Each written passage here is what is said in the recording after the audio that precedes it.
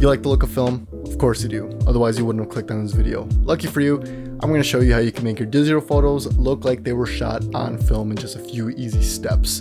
Now, this isn't going to replace film because film has a certain physical aspect to it, which just can't be replaced by digital sensors quite yet, but this is going to do enough to trick people into thinking that you actually shoot on film, even if you don't, just because shooting on film just for whatever reason makes you look like a cooler photographer. So the method I'm going to be showing you guys is the same method that I use on all of my digital photos. I don't actually shoot film, but I make my photos look like they were shot in film. Here's some examples of that. And if you're wondering how realistic this actually looks, I actually got this photo featured on a film only Instagram page, but little did they know is that it wasn't actually shot on film. It was shot on a digital sensor with my A7 III, and then I just did some of the post-processing that I'm going to show you guys in this video, and bada boom bada bing, it made it look like film, and it was good enough to trick a film photography Instagram account. So if it can trick them, it can probably trick most people.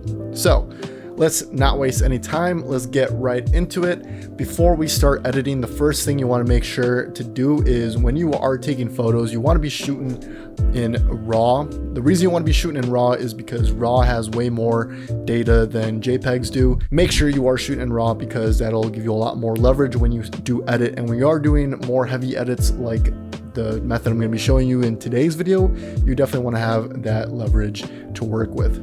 So with that being said, let's jump into your photo editing software and get started with the photos.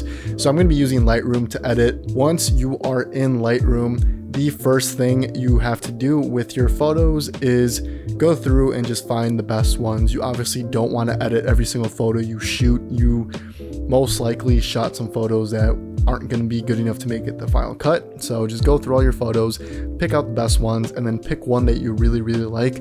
I typically like to start with my favorite photo from the shoot and then do all my other ones afterwards. So once you find a photo that you really like, we can go ahead and start editing it. I'm going to be using this photo to edit with, and the first thing I do when editing is I adjust the exposure. So you always want to make sure you're exposing your photos properly.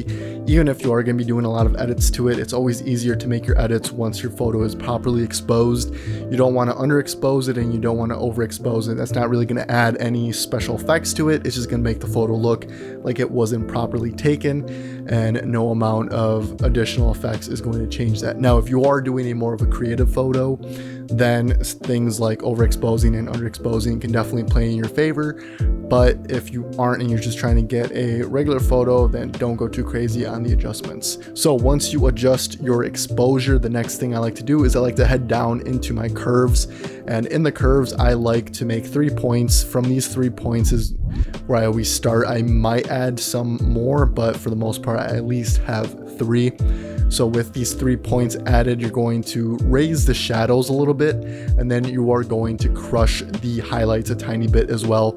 And then from here, you can adjust your midtones a little bit, and then you always want to have a slight S curve to it. So once you're finished lifting your shadows, the next thing I like to do is start working on my colors. I typically tend to adjust my calibrations at the bottom before I even touch my HSL sliders. If you're new to Lightroom, you'll know that you have your HSL sliders and you also have your calibrations down at the bottom. The calibrations are always going to be adjusted first because the HSL sliders are going to go off of what the calibrations are set to. So if you adjust all your HSL sliders and then come down and adjust your calibrations afterwards, you're going to essentially mess up all of the settings you just tediously worked for in your HSL sliders. Make sure that you do your calibrations at the bottom first, and the calibrations I like to follow are pretty simple. Like I said, I don't go too crazy with the colors. Every lighting situation is going to be a little bit different, but for the most part, I follow some kind of scheme like this. I like to bump the greens a little bit, bump the oranges a little bit, and then bring the blues more to an aqua, depending on the lighting situation, obviously. But once I'm done with the calibrations, I move on up to the HSL sliders.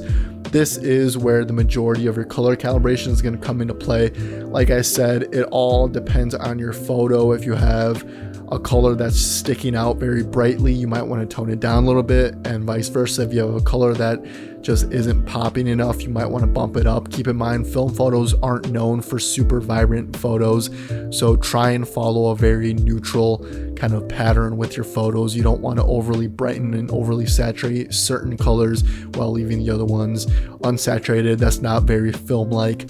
Film photos tend to be very neutral, so just don't go too crazy on the photos. Definitely give it your own little twist and your own little spin here and there, but try and stick to as neutral as possible. Same thing with the luminance. You don't want to mess with the luminance too much because it'll become apparent that you were definitely trying to edit out certain parts of the image and it'll start to kind of tear the image apart. So just be cautious when you're adjusting your colors. And once you are done with the HSL sliders, I'm moving on to the second to last step to get the film look, which is split toning. Keep in mind, when you're split toning, you can adjust it to whatever colors you want. You always want to make sure that they're opposites. So for example, if you use red for your highlights, use greens for your shadows and vice versa. You don't always have to do it this way, but it will give you a lot cleaner look. You can use a color wheel to kind of figure out which colors you want to use. I like to play around with them, but typically I like to stick to the green shadows and yellowish, reddish highlights. And then I don't go too crazy with these, but when I am adding the colors to it, I take the slider and I bump it all the way up so I can see what color I'm actually adding, and then I bring it all the way back down. This is going to allow you to actually know what color you're adding to the photo, especially if you're trying to dial it into a certain setting that you've used before or a certain color that you used before. You don't really have to kind of eyeball it too hard. You can just bump the intensity with the slider, find the color that you want, and then bring the slider back down. So once I'm done with my split toning, I like to do the final adjustment to get the film look, which is going into the effects tab and adding a little bit of grain. I typically just tend to follow these basic settings, which is just a 50 intensity, 25 grain size, and then anywhere from 30 to 50 roughness. Again, this is kind of where you can play around with a little bit. You might want to increase a little bit more for some photos and decrease it a little bit more for others. In my experience, using the 50, 25, 50 tends to just look the best. Definitely don't overlook the grain. You can do all these other adjustments and forget the grain, and it'll still look like a digital photo. Now, this also brings the question up, what if your photo already has natural grain in it?